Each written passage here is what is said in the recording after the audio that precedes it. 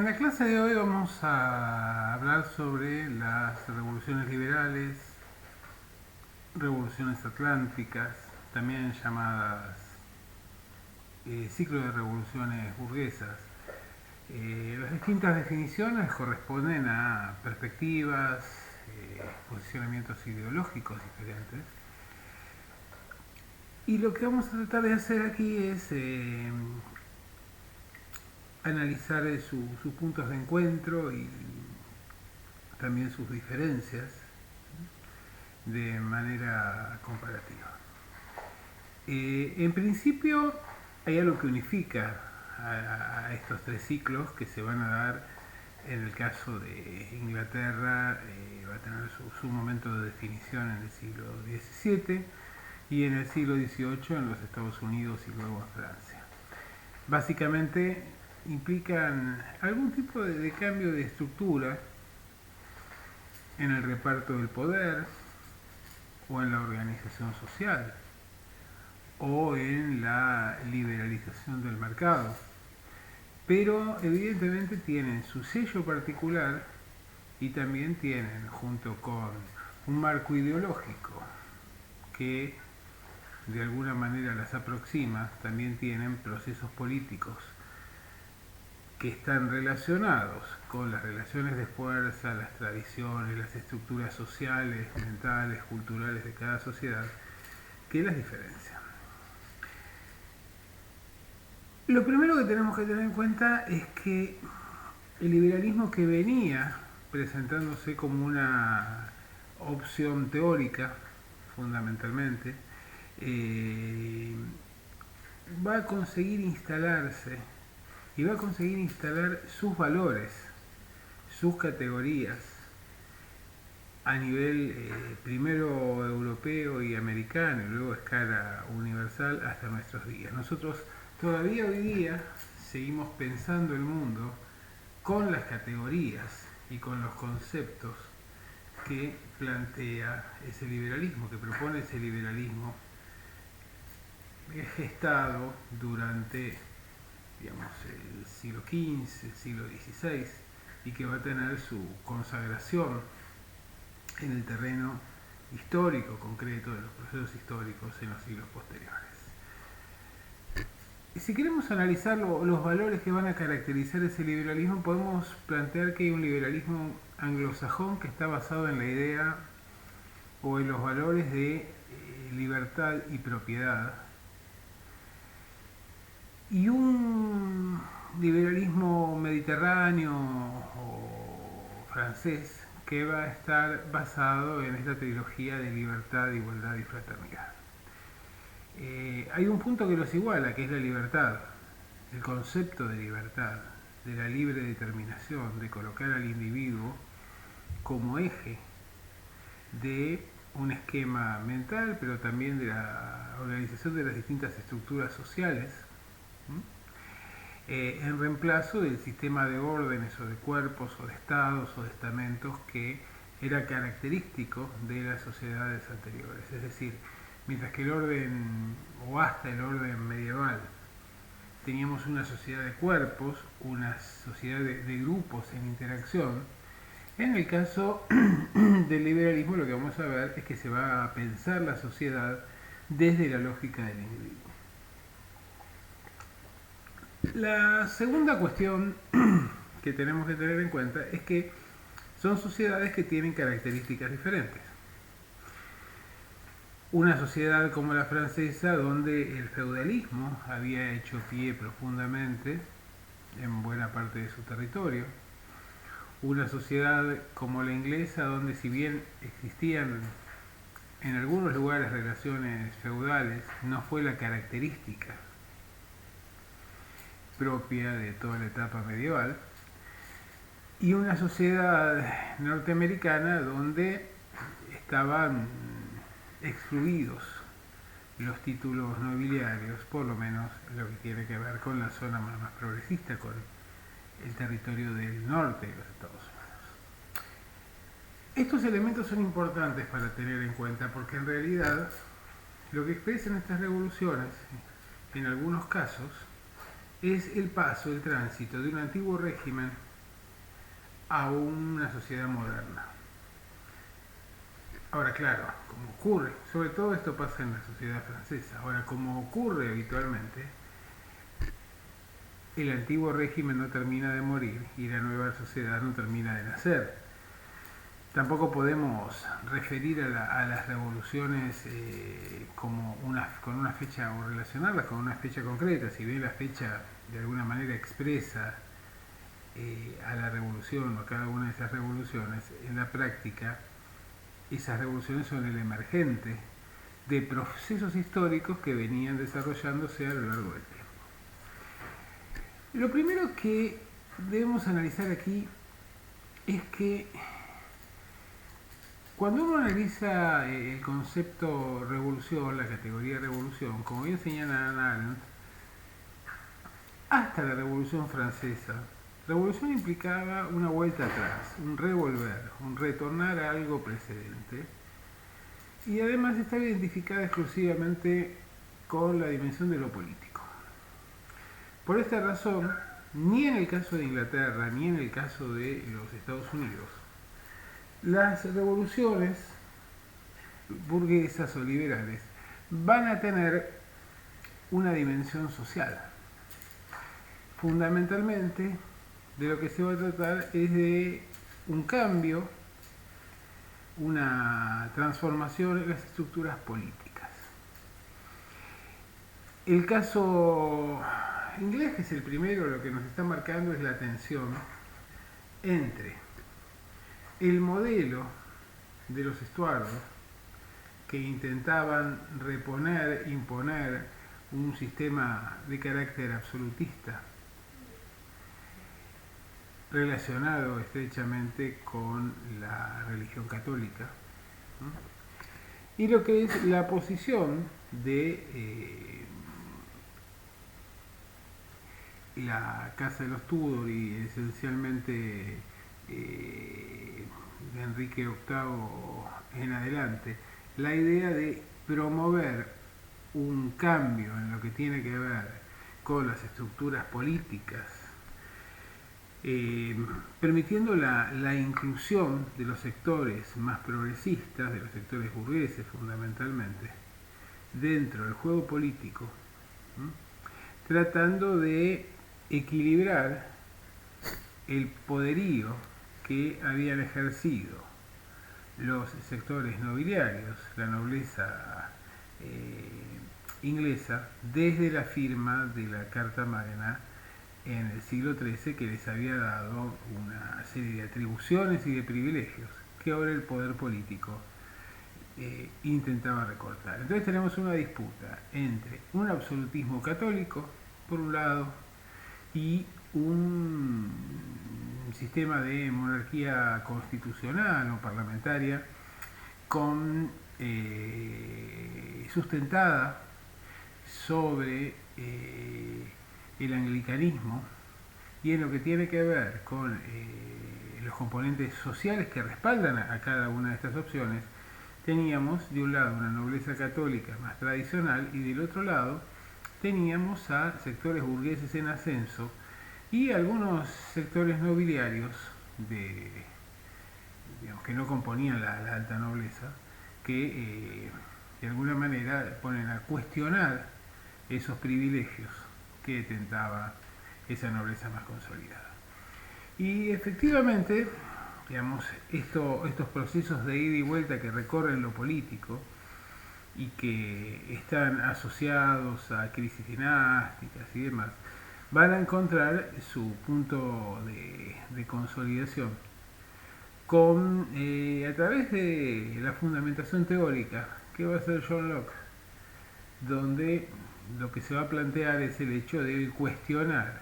el origen divino de la monarquía, señalando que en realidad el poder político que responde, digamos, a ese ordenamiento supranatural se correspondía con un estado de naturaleza, pero que efectivamente en ese estado de naturaleza surge un componente que es la propiedad privada y la necesidad de los seres humanos de conseguir protección, garantías, un orden social. Por eso van a establecer un pacto de unión y luego un pacto de sujeción, es decir, dos pactos, uno para componer la sociedad, que los convierte en pueblo, y otro, el pacto de sujeción, que es el que determina la forma de gobierno que existe en la sociedad. Y Locke va a definir, en primer lugar, que la propiedad privada es una creación divina porque ya estaba presente antes de la existencia de las leyes positivas, y luego va a plantear el hecho de que en realidad al constituirse en pueblo, esos seres humanos aislados asumen la soberanía y delegan en el poder político, en un monarca, que es rey, pero no es soberano porque la soberanía va a corresponder al pueblo. Y claramente entonces Locke va a definir las estructuras políticas que va a tomar, va a adquirir el proceso revolucionario, acordes con las necesidades del proceso de expansión de la propiedad privada y el mercado. La Holy Revolution o Revolución Gloriosa lo que va a consagrar en 1688 es esta idea de un rey que reina pero no gobierna y un gobierno en manos de un parlamento que va a expresar la opinión pública a través del orden legislativo. ¿Quiénes componían esa opinión pública? Naturalmente los que pagaban impuestos, es decir, los sectores burgueses. Este es un elemento importante porque aquí vemos que la condición de ciudadano está asociada a la condición de propietario. Este es un punto fundamental. ¿Por qué? Porque esta revolución gloriosa, al resolverse finalmente en su tramo decisivo, sin derramamiento de sangre, sino a través de un acuerdo político, lo que permite es llegar a un encuentro entre la aristocracia y los sectores plebeyos. De este modo no desaparece la figura de la aristocracia, no desaparece la nobleza de la sociedad inglesa y en este sentido no podía sostenerse un ideal como el de igualdad en el marco de una sociedad compuesta por desiguales. El segundo caso es el caso norteamericano y ahí vemos cómo efectivamente los Estados Unidos se habían poblado a través de migrantes de distintas características, ¿no? El sur estaba compuesto por segundones o tercerones, por hijos de familias nobles pero que no tenían título de nobleza ni demasiada fortuna y que eran compensados con tierras, con grandes extensiones de tierra en el sur del territorio que llevaban adelante una economía de tipo esclavista, y la zona del norte que estaba compuesta esencialmente por exiliados que habían sido perseguidos por diferencias religiosas o políticas. Era una sociedad que vivía en un cierto nivel de tensión porque efectivamente, digamos, de un lado existía un principio aristocrático, del otro lado un principio religioso burgués, pero que va a encontrar, aunque sea provisoriamente, un elemento de unión entre estos intereses divergentes ante la pretensión de la corona inglesa de incrementar sus impuestos luego de la guerra de los 7 años con Francia, ¿no? Es decir, Inglaterra obtiene buena parte de los territorios franceses en los actuales Estados Unidos y decide el gobierno inglés crear un ejército para que defienda ese territorio porque considera que Francia va a tratar de recuperarlo lo antes posible. ¿Quiénes son los que deberían hacerse cargo de financiar este ejército? Bueno, dicen que si los que van a ser protegidos son los norteamericanos, ellos son los que deben pagarlo, y ahí empiezan a subirse, a incrementarse las tasas impositivas, sobre todo de los productos exportables, y bueno, es paradigmático el caso del té. Ante esta decisión, los norteamericanos encuentran un punto de unión en la negativa a ser tratados como una sociedad colonial, es decir, que se le modifiquen la base impositiva sin haber sido consultados. Y esto es lo que exigen en un primer momento. Cuando el Parlamento cede, luego da una marcha atrás, y ahí es donde vemos el acto simbólico de arrojar el té al mar, ¿no? Es decir, el hecho de preferir la pérdida absoluta de su producción a cambio de conservar su dignidad en términos civilizatorios, que el hecho de conceder o aceptar esta condición de ciudadanos de segunda o tercera categoría, a los cuales no se los tenía en cuenta al momento de modificar esa tasa impositiva. Existía esta idea de que no podía generarse un cambio en la recaudación sin tener la consulta de aquellos que debían pagarlo, pero esto refería a quienes eran considerados como ciudadanos de primera categoría. Los norteamericanos exigen ese trato, primero se les concede, luego se vuelve atrás, y ahí es donde empieza un proceso revolucionario en el cual el norte y el sur, pese a sus profundas diferencias, coinciden en la negativa frente a la decisión de la corona. Este proceso va a estar acompañado o va a recibir respaldos internacionales de distinto tipo, entre ellos de Francia, que va a generar aportes económicos, también va a enviar tropas y demás.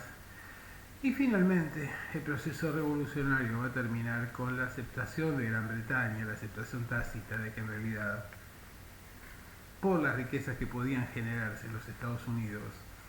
no valía la pena hacer una inversión, un gasto como el que estaba demandando esa guerra,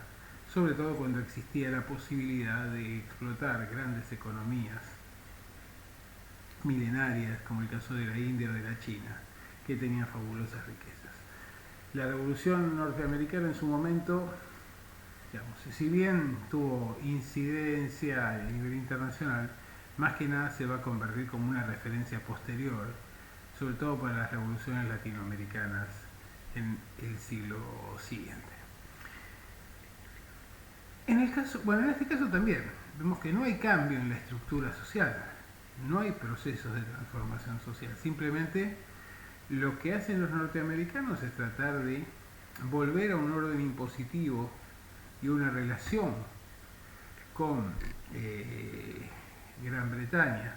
que era la precedente al momento de este impuesto unilateral que llevó adelante la corona, pero finalmente una cosa es lo que los hombres creen que hacen, y otra cosa son las que realmente terminan haciendo. Y lo que terminaron haciendo fue dispararse un proceso de independencia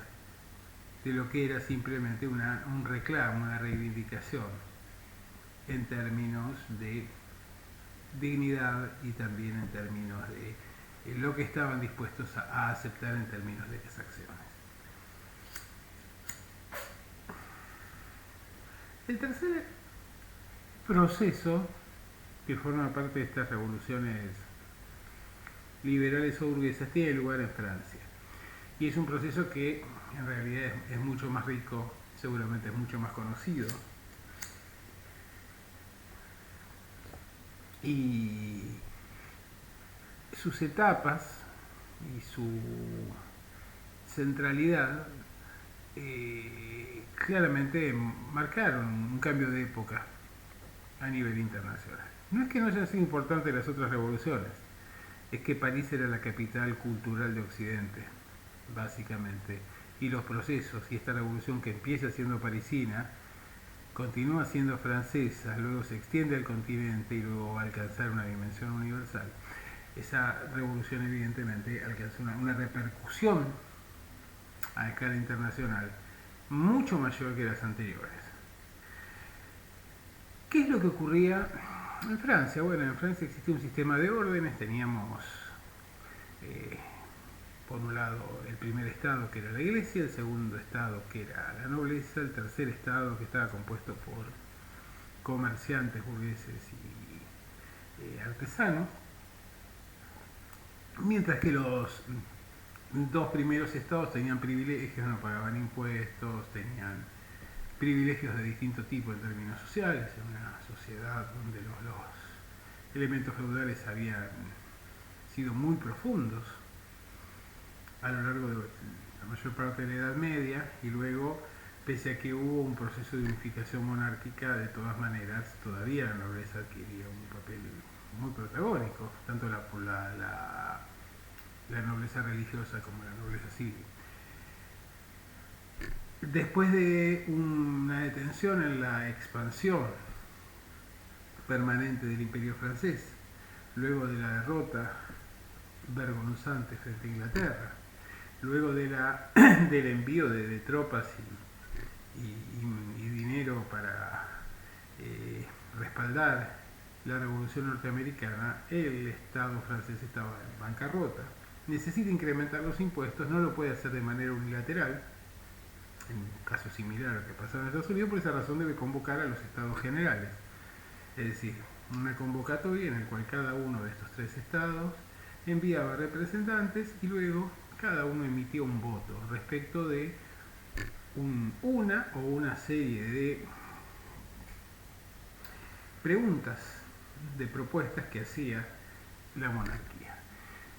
La propuesta de la monarquía era incrementar los impuestos. Naturalmente quedaba claro que la iglesia y la nobleza iban a estar de acuerdo porque no los pagaban, y que el convidado de piedra iba a ser ese tercer estado que se iba a reunir, iba a participar y luego iba a tener que hacer frente al pago de las nuevas obligaciones. Por esta razón es que aquí se dan una serie de procesos muy interesantes. El primer proceso tiene que ver con que por primera vez en un proceso de reunión de los estados generales que llevaba más de 100 años sin reunirse en Francia, la designación de los representantes va a ser de manera electiva. Los representantes del tercer estado van a ser el producto de la elección, lo cual va a dar lugar a campañas electorales, al desarrollo de una publicística que absolutamente inédita. Se va a inflamar el ideal revolucionario. Esa burguesía cree que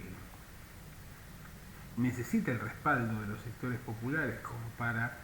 poder presionar frente a las clases nobiliarias y a la monarquía. Finalmente se reúnen en París y en la cancha de pelota, en un escenario deportivo, por la cantidad de participantes, y ahí determinan que no van a separarse hasta que se sancione una constitución. Pero también hay otro dato importante, que es el hecho de que ellos deciden solicitarle al monarca reunirse no como estados generales, sino como Asamblea Nacional. Que era la Asamblea Nacional, una institución creada por Carlomagno, en la cual, desde los antiguos tiempos germánicos, en el cual se planteaba que frente al riesgo de disolución de la sociedad o de grandes catástrofes, debían dejarse de lado los privilegios de casta y transformar a la asamblea resolutiva en una asamblea compuesta por un hombre, un voto. De este modo eran muchos más los representantes del tercer estado que de los dos anteriores, de los dos superiores, y en una elección normal lo que iba a ocurrir era que se iba a apostar a denegar ese incremento impositivo, pero sobre todo a tratar de hacer caer los privilegios que detentaban entonces la iglesia y la nobleza. Tienen claramente como referencia muchos de esos autores un modelo de monarquía parlamentaria similar al que regía en Gran Bretaña, pero en la práctica las sociedades son muy diferentes. El monarca duda frente a la exigencia, a la solicitud de este tercer estado, y ahí se produce un hecho que también va a ser determinante como ícono y en lo que tiene que ver con su importancia política concreta, que es la toma de la Bastilla, ¿no? Es decir, la cárcel real, pero también el arsenal donde se guardaban los armamentos y las municiones del Estado francés. La toma de la Bastilla posibilitó que ese tercer Estado estuviera armado y en condiciones de llevar adelante una revolución por las armas. Si no se lo hacía a través, si no se conseguían cambios a partir del diálogo político. Y el proceso fue decantando. Pasamos por etapa de monarquía constitucional, luego pasamos directamente a la eliminación del monarca, a la consagración de la república. Pero aquí hay algunos elementos a tener en cuenta. En primer lugar, que se redacta esa Declaración de los Derechos del Hombre y del Ciudadano, que es de alguna manera la transcripción del ideario del liberalismo teórico a una página política, a un contrato político. Y ahí se plantean valores que todavía están en vigencia desde la perspectiva de las clases propietarias actuales y que en buena medida marcan las reglas de juego de buena parte de las sociedades contemporáneas nuestras. La idea de la igualdad, es decir, la eliminación de los títulos de nobleza, la idea de fraternidad, es decir, que la revolución solo podía triunfar y esos valores solo podían triunfar en la medida en que los pueblos fueran fraternales, es decir, que las obligaciones de los pueblos, las lealtades debían ser entre ellos y no con la monarquía ni con las noblezas, y que efectivamente solo era posible un orden igualitario a escala internacional en la medida en que, digamos, se suprimieran esos privilegios y además, digamos, se generara un escenario de libertad. Y esta libertad no solamente tenía que ver con el orden del mercado, sino que tenía que también que ver con el orden de las relaciones humanas. Por eso es importante tener en cuenta que estos valores, libertad por un lado, pero luego igualdad en lo que tiene que ver con la liquidación de los privilegios, y fraternidad en el sentido que la revolución debía ser internacional a toda costa, generaron un cuestionamiento de la estructura, no solo la estructura social, que acá está el punto importante, porque la Revolución Francesa va a tener un componente social elemental, fundamental, sino también en lo que tiene que ver con el equilibrio europeo y el equilibrio de Occidente, porque evidentemente si lo que se está planteando es una revolución internacional en la cual los valores y los privilegios nobiliarios deben desaparecer, no se trataba únicamente del caso de Francia, sino que se trataba del proceso de expansión de estos valores a todo el mundo occidental. Por eso la Revolución Francesa pasa de ser un movimiento parisino en una primera etapa a convertirse en una revolución que debe luchar en el terreno de las armas, de impulsar en el terreno de las armas la consolidación, la imposición de esos valores. La revolución pasa por distintas etapas, pasa por etapas donde los sectores medianos y más altos de la burguesía tienen un papel más determinante, luego vemos como sectores medios y más bajos, con el caso de Robespierre y los jacobinos, van a tomar esta iniciativa, pero en realidad es una revolución que durante mucho tiempo está condicionada por la reacción de los estados monárquicos que ven que esa revolución claramente cuestiona el principio nobiliario y el principio monárquico de por sí. Y es allí donde va a surgir la figura de Napoleón Bonaparte, alguien que surge de un lugar marginal del Imperio francés, de Córcega, alguien que va a hacer su carrera militar, no solo a través de una formación militar, sino que va a conseguir sus ascensos en el campo de batalla y va a demostrar su habilidad realmente determinante en el plano de lo militar, pero también va a mostrar un genio político notable, ¿no? Es decir, cómo consigue concentrar el poder, garantizar el orden político en Francia. Ahora, tiene un problema Napoleón, y el problema es que en Inglaterra no fue necesario cambiar el sistema político, sino reformarlo, ya que continúa la monarquía y continúa el parlamento. En el caso norteamericano no había monarca, razón por la cual se va a crear el cargo de presidente, y ahí van a existir dos tesis, ¿no? La tesis de un federalismo y de un confederacionismo, es decir, cuánto poder debía acumular el Estado central y el presidente en relación con las autonomías de cada uno de los estados, lo cual va a terminar de definirse en la década de 1860 con la Guerra de Secesión. Pero no hay preocupación por lo social, no hay sigue siendo una sociedad donde, digamos, con valores religiosos profundos, con una explotación de la mano de obra esclava, que va a dar lugar a diferencias, pero no por cuestiones éticas, sino fundamentalmente por la necesidad que tenían los sectores industriales y comerciales de generar un mercado interno, y los esclavos no consumían. Y finalmente, en el caso francés, lo que vamos a ver es que,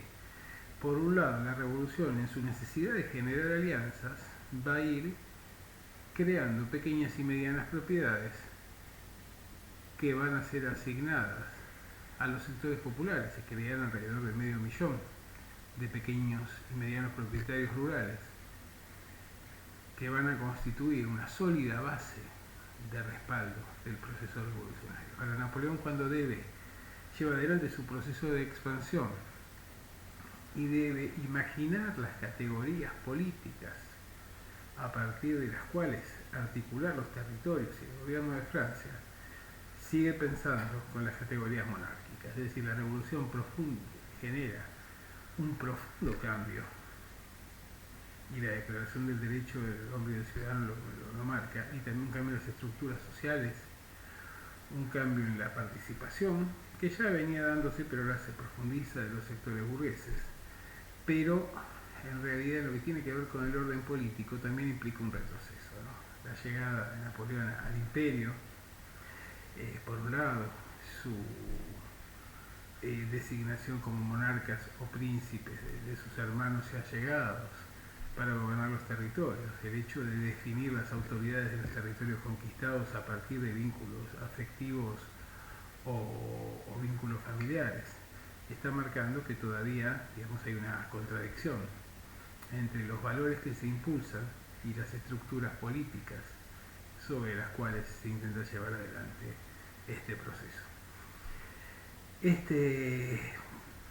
ciclo de revoluciones, entonces, marca diferencias en lo que tiene que ver con sus características, en lo que tiene que ver con sus procesos, en lo que tiene que ver con su alcance